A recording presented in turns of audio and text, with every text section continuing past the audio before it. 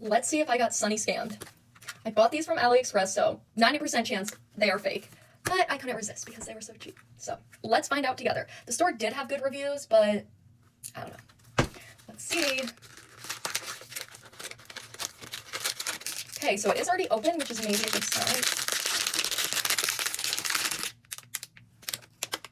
Okay. I don't know. This is from 2016. He has the gray pupils. I don't know, guys. It looks pretty real. Let me know what you think. Ah! I like the duck one, too. Okay. Let's see about the second one. Already opened again. It's the candle. Okay, it looks real. Guys, I don't know. He looks real. Here's the foot, 2015. All right, I'll give you the full 360. I don't know, guys. What do you think? Real or fake? But these are some pretty good fakes, if they are.